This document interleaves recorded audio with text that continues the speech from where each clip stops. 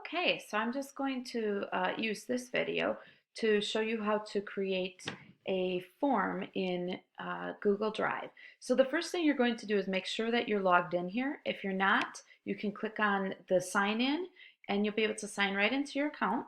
Once you're signed in, you'll see a grid show up here, and this grid will take you to your drive. It's always going to look like this triangle here. So you click on that. And then once you're in Drive, you have the option to create something new. I want to point out that I used Google Chrome as my browser, and I like that specifically because these tabs at the top will allow me to toggle in between screens so that I can stay focused on whatever I'm doing here, but I can reference information from this screen and include it on this one, if that makes sense. I'll show you what I mean in just a second. So you're going to hover over New, and you're going to then use your cursor to hover over the word More. And then you'll see at the very top Google Forms.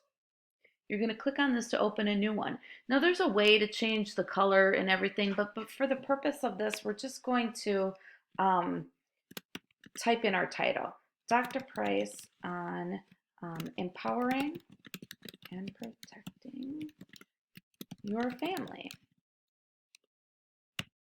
And then I'm going to say, after viewing the video,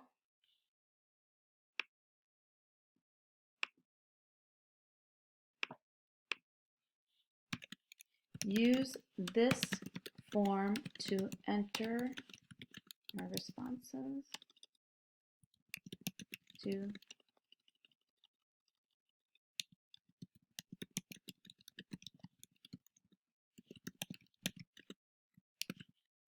submit the form. I always include a due date.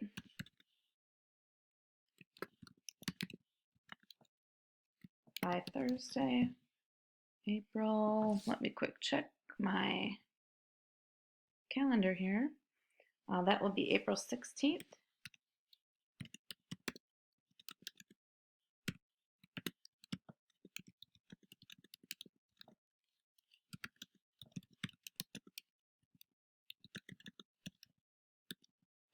Well, let's put this differently. To be compensated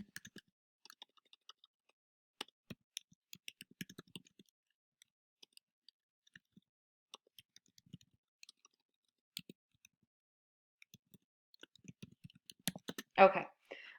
It's always automatically going to collect the email address of the person that you are, or the person completing the form, so that question will always be there. And then I always number the questions. Now, if we wanted to give them multiple choice, or if we wanted to have them choose, there's different types of questions you can ask, but the form is a smart form, meaning that it's designed to actually just select the right question type for the question you're asking. I'll show you what I mean. The first question is, what are your three main takeaways? Okay, so if I just copy that from there and I paste it right there, okay, it automatically changes to paragraph format. And I don't have to make any adjustments. People can type as long as they want to in paragraph form. You always want to make sure that you require the questions unless the question is truly just a simple optional question. So that's my first question. It's that simple. Then I add a question. Question number 2. Again, I go back here. I'm going to copy. And then I go back to my form here. I'll paste this in. This just wants a space there. Oh, this is saying multiple choice. Sometimes it defaults differently. So again, I'm going to select paragraph. So that just allows them to type in whatever they want. Now, that's it. That's as simple as it is. So now my form is created, and I want to send it. I'm going to click the send button. In other words, this is how do we get the form to our people in order to complete it. I'm going to do it as a link. And so I just select this copy thing, And at that point, you can put the link into an email to everybody. But I always like to do this. So I'm going to go right here. I highlighted these words, this form, and I'm going to put the, I'll paste the link right there. And now that form is actually hyperlinked.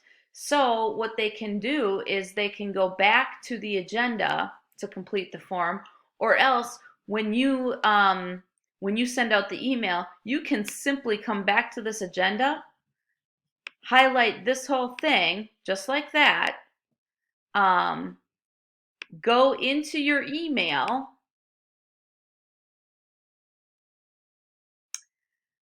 click a new message, start a new message. There's just a little delay because of the camera. And I'm just going to send this to my own email, so my other email address.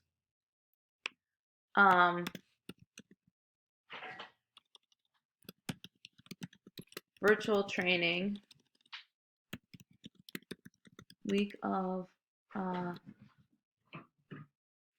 April 13th, 2020. Complete by, what did we say? Thursday at 8 a.m. However you want to do that, that's going to be up to you. But then I can simply paste that whole thing, and then all I have to do is write a message. Team, as discussed on your check-in call,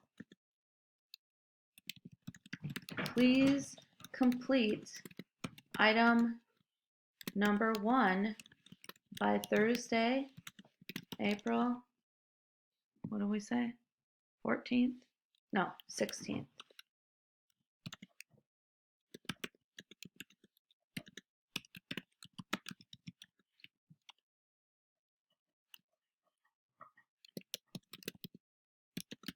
Ask me for questions, or ask me if you have any questions. And then they can click right on these links in the email. So you would just click send, and then it's off to that person. And that's pretty much it. So, oh, one other thing I'll tell you. After you're done with that, you can get out of that. I always put the, if you click right in the untitled space, it just automatically populates with the title of the form. Then this will be in your Google Drive, okay? So if I were to refresh that, now I will see that in my drive, in my recent, my quick access, my recent things. If I double click on that, once I start to get responses, I can just click here. Right now it says 0 responses, but what will happen is every time somebody responds, it's going to populate. And you'll be able to view it individually or view it as a group. So it's really as simple as that. Let me know if you have any questions, and maybe give it a shot. Create a fake form. Feel free to send it to me if you want to, and I'll give you feedback, or don't worry about it till the next time you do it. Have a great night.